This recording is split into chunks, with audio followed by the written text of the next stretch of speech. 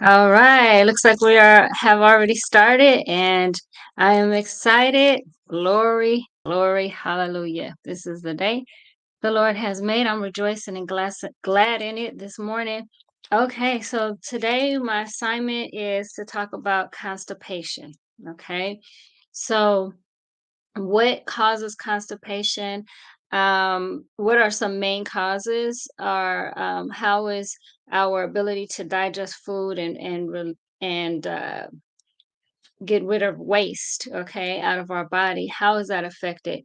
So it can be affected by negative emotions. That's one thing can affect it. It can be affected by heightened busyness, being busy, heightened emotions, hyped up. You're excited. You're around a lot of people. You're at a party, you're the life of the party. You are the party. You're at work. You're making things happen. You're moving.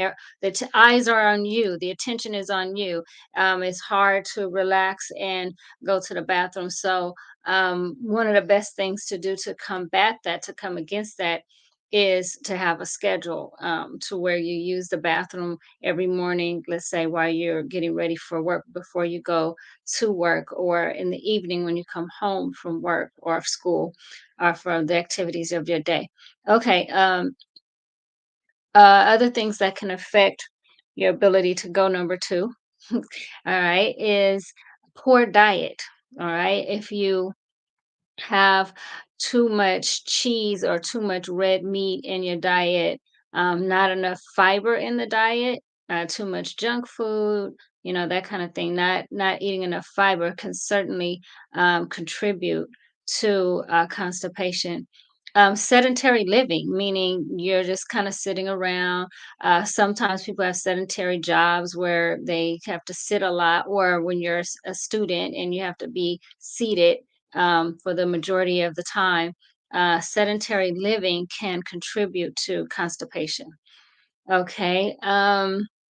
And so let's talk about foods that do help constipation and a lifestyle that helps constipation. By the way, what are some of the effects, some of the bad effects of constipation? It can cause headaches. Okay. It can cause a lot of stomach pain, bloating, and things like this. This is from constipation.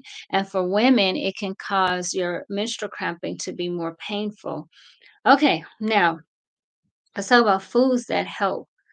Foods and drinks that help. A high fiber diet. So, reading the labels when you buy your food, like especially like your breads, you want to look for breads that have the most fiber in it. Cereals, same thing. Cereals, whole grain cereals and breads have quite a bit of fiber. There's a type of bread that I'm thinking about. There's a brand. It's called Ezekiel bread. Ezekiel bread is wonderful. They have like a cinnamon raisin bread, which is really nice. It has raisins, cinnamon, and a lot of sprout. The bread is sprouted bread, so it's like a healthier way of making the bread. High fiber, very dense with nutrition, fiber, grains, things that are very helpful. Healthy. They're not refined and pulverized and made soft. So the bread is not soft at all. But if you toast it and put butter on it, it is delicious. So that kind of Ezekiel bread tastes very good, and it's very good for your body. High fiber. It can even be given to someone with diabetes, and it will probably not make the sugars go up too high. That's how good it is and healthy it is. Okay, so high fiber diet. So your raw fruits and vegetables. So the fruits and vegetables, particularly if you leave like the skin on the apples, okay? The apple's full of fiber. When you eat, let's see, peaches, plums, the mango, uh, oh my goodness. I mean, just avocado, lots of fiber, green leafy vegetables, uh, salads, green salads, I'm just trying to put all these examples of raw fruits and vegetables. But the raw fruits and vegetables are extremely healthy for your digestive system. And just think about it as it's roughage. It cleans out the inside of the colon. Okay, so a tremendous amount of benefit. Now, the only one I would be aware of is bananas. Okay, excess amounts of bananas is binding, and it may do the opposite effect of relieving constipation. In fact, we tell people to take bananas when they have diarrhea. So the opposite is the only exception for that I could think of for the fruits and vegetables. Now, I think also about dried fruit. So raisins is dried grapes. Dried fruit also has quite a bit of fiber in it, especially now if you're drinking water. So you want to have the raw fruits or vegetables are very good because they have a lot of water in it, okay, as well. So you have your water and you have your fiber. It works very well.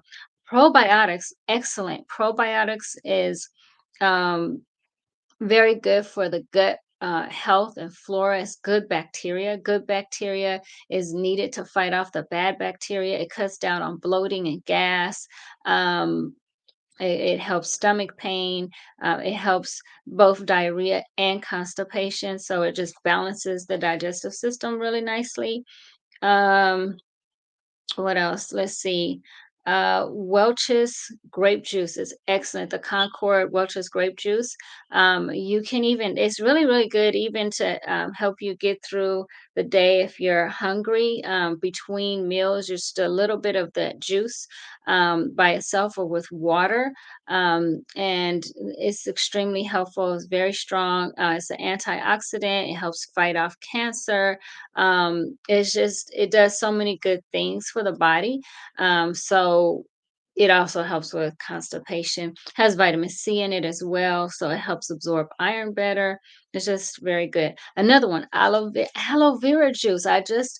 Um I went on YouTube and I just put in there benefits of aloe vera juice, and I found a really good YouTube video basically talking about how aloe vera juice helps with heartburn and with constipation. Now, I've heard about it helps constipation.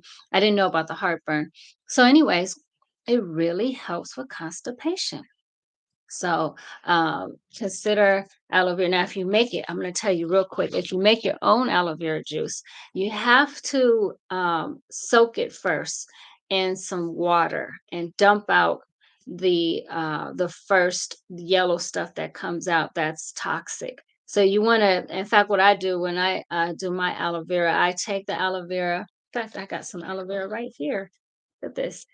So I take the aloe vera leaf. That's what it looks like, just in case you don't know. Take the leaf, cut the sides off, cut the tip, and put it in warm water. Warm water, cold water doesn't matter. Let it sit for about 15 minutes, dump off the water, and then I kind of rinse it one more time, a couple more times, and then I cut it up into smaller pieces. And then I take the inside part of it and put it in a blender with some water, some good water, drinking water, and either honey or some raw sugar or, whatever type of sugar I have. I tend to use brown sugar as well. Anyway, and sometimes I'll put fresh blueberries in it and make a nice little drink. Sometimes I put it in our smoothies, and it's delicious. Um, but yeah, or you could just get aloe vera juice from the store. Okay, anyways, dried fruit, again, I already said that. The other thing that's very important is water. Now, another thing that helps is caffeine. Caffeine, coffee, sometimes also helps people to go. Number two, I'll never forget my grandmother, God bless her soul, she's in heaven now, but she would say, she would have her routine. So she would get up early, she'd have her coffee while she was drinking her coffee, reading the newspaper. She was relaxed, and maybe she'd have some toast, and then she would, go number 2. That would trigger her to go number 2, and then she'd have her bath, and then she'd get ready for work. But you know, that's a routine, and it's not a bad idea. It's a very good idea to have a routine to keep a schedule, keep yourself on a schedule. Um, as much as you can. These things are helpful. Okay, so there's other things that are helpful. Relaxation. Um, you could take a hot bath, put Epsom salt in the bath Epsom salt is wonderful. Magnesium sulfate is what it is basically. And by putting large amounts of, I say for 4 pounds, which is the whole package of Epsom salt, put it in a hot bath. Just plain Epsom salt, doesn't have to have anything else in it, but just put that in a nice hot bath and just relax. And that relaxation relaxes the muscles. The muscles in the neck need to relax, the muscles in the back, especially the low back. You could take your hands and kind of put them um, on your back and just press those muscles around the spine that surround the spine, and just massage that, press those inwards, and kind of hold it for a few seconds. That kind of massage technique is really, really good for relaxing the muscles and helping the digestion to occur, and to expel and eliminate properly. I do say beware of using enemas. We don't want to use enemas. Sometimes the body will actually get dependent on the enema. And so just do those only in very, very special occasions, but not on a regular basis. Okay, and then there's stool softener. Sometimes the doctor will give stool softener. Sometimes that works very well, called Colace. There's also things like Metamucil, and Citracil, I think it is, that these are brand things you could buy over the counter. Some people just put it in their food or put it in their drink, their water, and drink it. That's another way to get the fiber in. It's all about making sure you have a lot of fiber and a lot of fluids. And don't forget the probiotics, which is the good bacteria that fights off the bad bacteria that's on the inside of our gut. Okay, I am done. Wow, under 12 minutes. Grateful for you all. God bless you. Love you to life. Have a great day. Live happy, live healthy.